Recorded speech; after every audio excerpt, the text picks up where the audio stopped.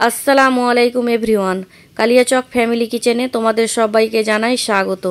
আজকে আমি তোমাদের সঙ্গে শেয়ার করব সুজি দিয়ে রঙিন পিঠার রেসিপি। ভিডিওটা স্কিপ না করে শুরু থেকে শেষ অবধি দেখার জন্য অনুরোধ রইল। আশা করি এই রেসিপিটা তোমাদের ভালো লাগবে।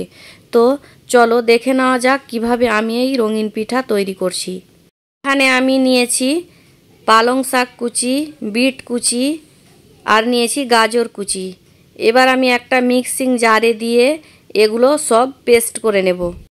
তো দেখো, প্রথমে আমি খুব পাতলা করে গাজরগুলো পেস্ট করে নিয়েছি আর পালং শাকগুলোও খুব পাতলা করে আমি পেস্ট করে নিয়েছি।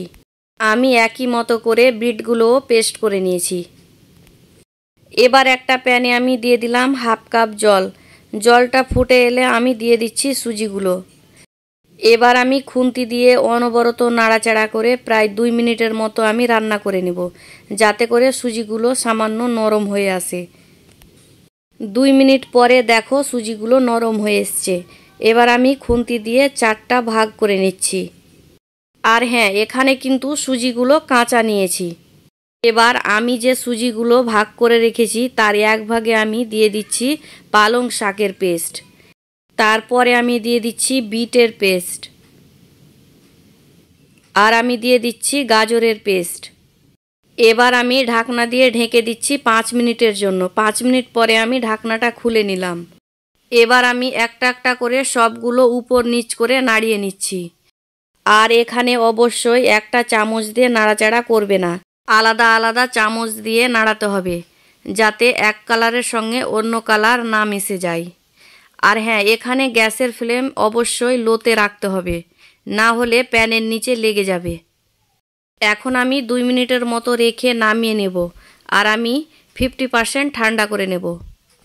এবার সুজিগুলো 50% ঠান্ডা করার পরে আমি রাফলি ডো বানিয়ে নিয়েছি। এখন আমি একটা প্লেটে রেখে দিচ্ছি। দেখো বন্ধুরা, কত সুন্দর কালার এসছে। এবার আমি হাতে সাদা তেল মাখিয়ে নিচ্ছি আর আমি পিঠার শেপগুলো দিয়ে দিচ্ছি।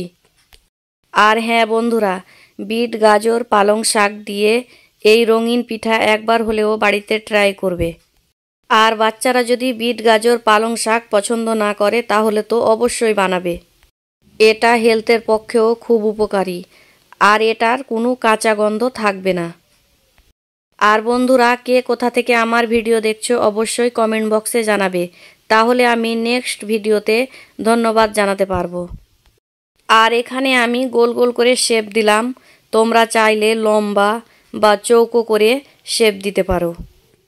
আর হ্যাঁ বন্ধুরা, তোমরা নেক্সট ভিডিও কি দেখতে চাও সেটাও অবশ্যই কমেন্ট বক্সে জানাবে। আর দেখো বন্ধুরা, তোমাদের সঙ্গে কথা বলতে বলতে আমার সবগুলো পিঠা বানানো হয়ে গেল। আর এখানে আমি আগে থেকে 500 গ্রাম লিকুইড দুধ জাল করতে দিয়ে দিয়েছিলাম। এবার আমি উপর থেকে পিঠাগুলো দিয়ে দিচ্ছি। আর এখানে আমি গ্যাসের ফ্লেম হাই হিটে রেখেছি। এবার পিঠাগুলো দেওয়ার পরে দুধের সঙ্গে ভালো মতো মিশিয়ে প্রায় 5 মিনিটের মতো আমি ফুটিয়ে নেব। 5 মিনিট ফোটানোর পরে আমি দিয়ে দিলাম পরিমাণ মতো চিনি। এবার চিনিটাকেও ভালো মতো মিশিয়ে আবারও আমি প্রায় 5 মিনিটের মতো ফুটিয়ে নিচ্ছি। আমার রান্না প্রায় শেষের দিকে, এবার আমি নামিয়ে নিচ্ছি। আশা করি আমার এই রঙিন পিঠার রেসিপিটা তোমাদের ভালো লেগেছে।